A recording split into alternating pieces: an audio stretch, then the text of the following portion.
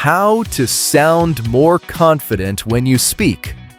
Body language is one of those things that sounds mysterious, but it really isn't. Your body is already talking every time you open your mouth. And if your body is whispering, "I'm not sure," your words have to fight uphill, even when you actually know what you're saying. So, today we're going to tweak a few tiny signals, shoulders, eyes, hands, and you'll feel a difference fast. You'll learn how to look more comfortable, sound more steady, and stop that nervous "I'm asking permission to speak" vibe in everyday moments. Picture ordering coffee, and your voice comes out small, like it's hiding behind your teeth. Or you bump into a neighbor and you suddenly forget what to do with your hands, so they start doing weird little dances. First quick fix. Give your spine a little length, like someone gently lifted the top of your head. Not stiff, just taller. The goal is open, not military. Try it right now. Inhale, let your shoulders drop, and let your chest feel quietly wide. I'm making dinner tonight. Notice how that posture gives your voice a little more room, like you turned on the lights in your throat. Second quick fix. Slow your head down. A rushed head movement makes your voice sound rushed too. Practice moment. Say, "Yeah, that works for me," but keep your head calm and your chin level. Now do it again with frantic nodding. Same words, totally different vibe. Third quick fix. Plant your feet like you're not about to sprint away. Even if you're sitting, it's the same idea. Let your legs feel grounded instead of twitchy. Let's talk about why body language changes your sound, even when you swear you're using the same words. When you collapse forward, shoulders in, chest closed, your breath gets a little trapped, and your voice has to squeeze out. That squeeze can sound like uncertainty, or like you're apologizing mid-sentence. When you open up just a bit, breathing gets smoother, and your voice rides on airflow instead of fighting it. So the confidence isn't some magical bold personality thing. It's mechanics you can adjust and repeat. And the nice part is, people don't need you to be perfect. They just need you to look comfortable in your own skin. Think about a friend telling a story at the kitchen counter. They're not performing, they're just present. Their shoulders aren't creeping up to their ears, and their face isn't doing that tight, frozen smile. That relaxed presence makes every sentence land better. You can borrow that same vibe on purpose, even in a quick chat at the store or on the sidewalk. One of the biggest confidence killers is protective posture. Arms crossed, hands hiding, chin tucked way down, body angled away. Sometimes it's just a habit, like you're cold or holding a bag, but it still sends a message. The message is, "I'd rather not be here," or "Please don't look at me too closely." And here's the weird part. When your body sends that message, your brain often follows, so your voice gets smaller to match. We're going to swap protection for simple openness without turning you into a totally different person. Start with the shoulders, because they're basically your mood subtitles. If they're up, tight, and forward, you look braced for impact, and you sound braced too. A shoulder drop is like telling your nervous system, "We're fine, no emergency." If you want a discreet trick in public, imagine your shoulder blades sliding gently into your back pockets. It's tiny. Nobody notices, but your upper body relaxes and your voice steadies. Try it while saying, "Can I get a small iced tea?" and feel the difference. Now, let's hit eye contact, because people think it's all or nothing. Either you stare like a detective, or you avoid eyes like they're lasers. Confident eye contact is softer than that.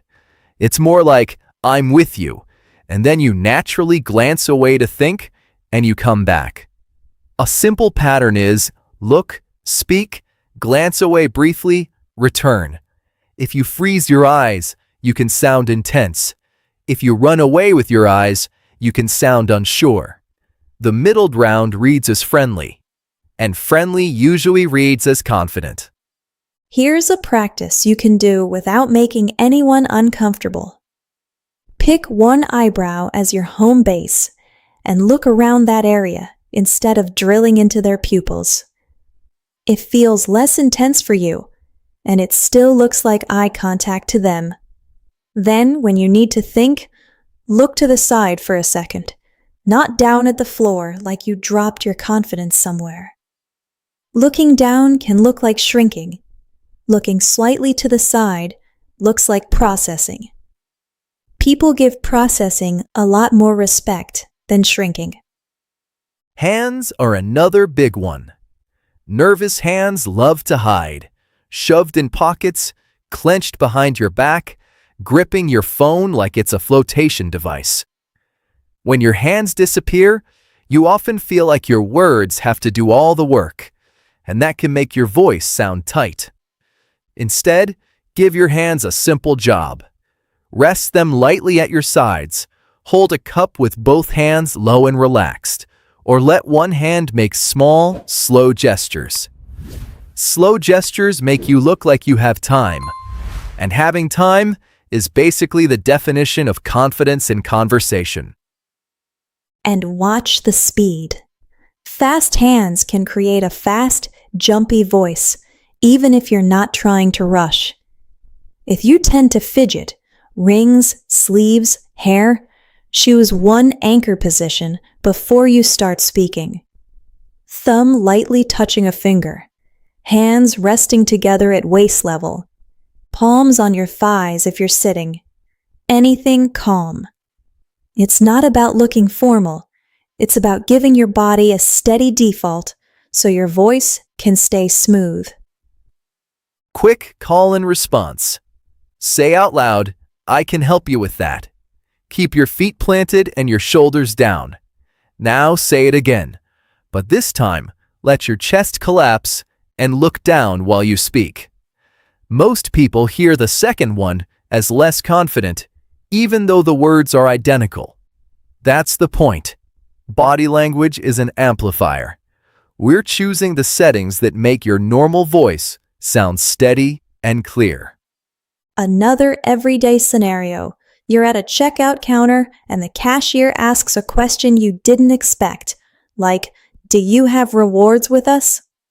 If you panic, you might do the little head jolt and answer too fast. Try this instead. Pause for half a beat, lift your gaze, and answer with a calm face. The pause isn't awkward. It reads like you're thinking, and thinking is confident. It's the opposite of scrambling. Let's get practical about breath, because it's the invisible part of body language.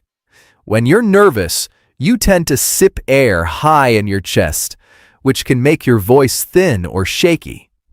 A calmer breath starts lower around the ribs and belly, and you don't need huge breaths, just fuller ones. Before you speak, do a small exhale through your nose like you're gently clearing tension. Then start talking. That tiny exhale tells your body we're not holding our breath, and your voice comes out more stable. You can combine breath with posture without looking like you're doing a whole routine. Imagine you're wearing a jacket that fits perfectly. Your chest has space. Your neck is long. Your shoulders are easy. That mental picture can shift your body fast. Then keep your jaw loose, because a tight jaw makes a tight tone. If you clench, your words can sound sharp or anxious. A tiny trick is to relax your tongue and let your mouth feel unbusy between phrases.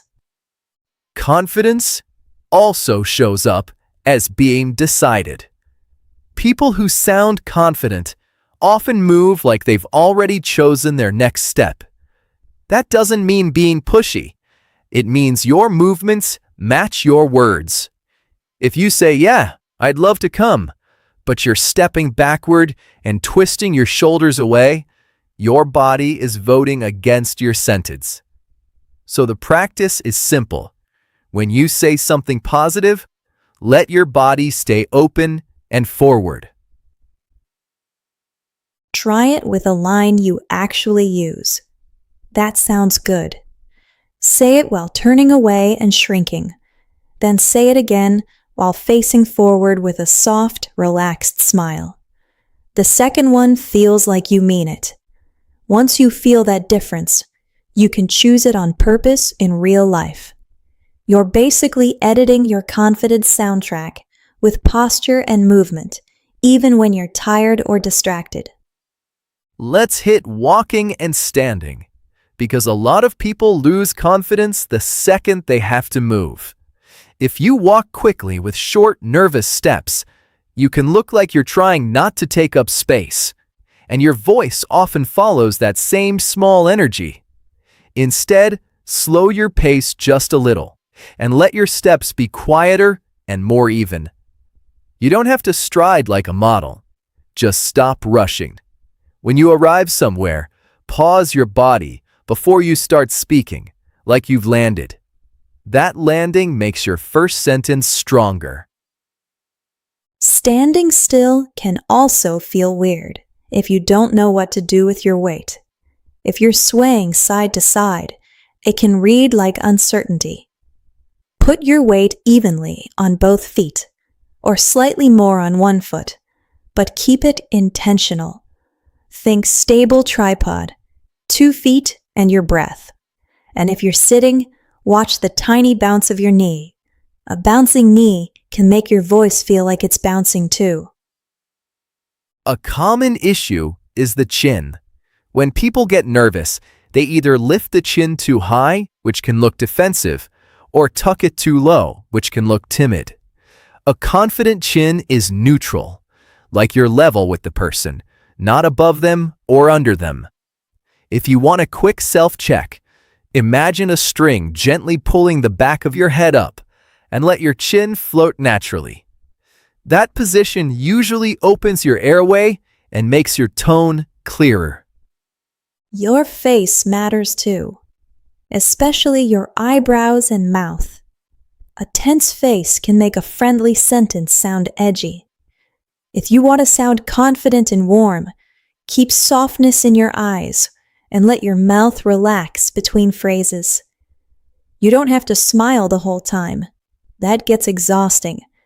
Just don't lock your face in that "I'm trying to survive this conversation" expression. Your face sets the emotional temperature of your voice. Practice with a real-life line. "Excuse me, could you tell me where the bread is?" Say it once normally. Now repeat it. But before you speak, do 3 things. Feet grounded, shoulders down, eyes up. Keep your hands calm. Most people instantly sound more confident. Not louder, just clearer. That's the wind. Clarity is confidence, and you can build it with tiny body choices. Now flip it for comparison. Say the same line while you hunch, look down, and fidget. It can come out like you're bothering them, even though you're asking a normal question. The goal isn't to act like you own the place. The goal is to sound like a normal person who's allowed to ask a normal question. That mindset, "I'm allowed to be here," changes your posture and your voice at the same time. In conversations with friends, confidence can vanish when someone louder shows up. A trick is to take up a little more space in a relaxed way. Sit back instead of curling in.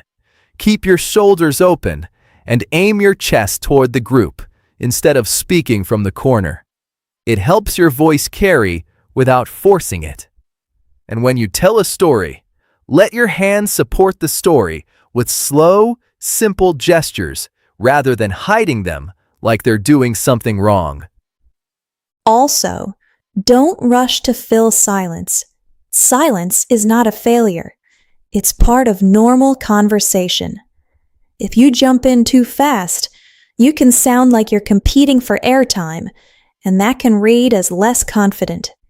Try letting one beat of silence happen before you answer. That beat makes you sound thoughtful, and it gives your body time to stay relaxed instead of snapping into panic mode. You'll start noticing that the calm people aren't the fastest, they're the steadiest. Let's cover disagreeing because body language can betray you there. If you lean back with crossed arms, it can look like you're shutting the other person down. If you lean forward too hard, it can look like you're pushing. Try neutral openness, shoulders relaxed, hands visible occasionally, head steady, voice at a normal pace. Your body says, "I'm safe to talk to," and your words can be honest without sounding aggressive. That kind of confidence makes people listen instead of bracing. Try a sample line. I see what you mean, but I'm not sure I agree. Say it once while you're tense, arms tight, eyebrows squeezed. Then say it again while your hands are open and your face is calm. The second one sounds like a real conversation because it feels grounded. You're not hiding and you're not attacking. You're just speaking. And when your body looks calm, people hear your tone is calm too. Now, what about those moments when you blank out mid-sentence? Your brain goes quiet and your voice starts climbing upward like every word is a question. Body language can rescue you. If you feel the blank, don't flail. Pause, breathe, look slightly to the side like you're thinking, and then come back. Even saying, "Give me a second," with a calm body reads as confident. People trust calm pauses way more than rushed scrambling. If you're worried a pause will feel awkward, remember most people are thinking about themselves, not judging your pauses. A pause with relaxed shoulders looks normal. A pause with panicked fidgeting looks like something went wrong. So if you pause, keep your hands still and your face neutral. It's like you're putting a period in the conversation instead of a siren. And once you see it works, you'll use it everywhere. Confidence isn't only about how you talk.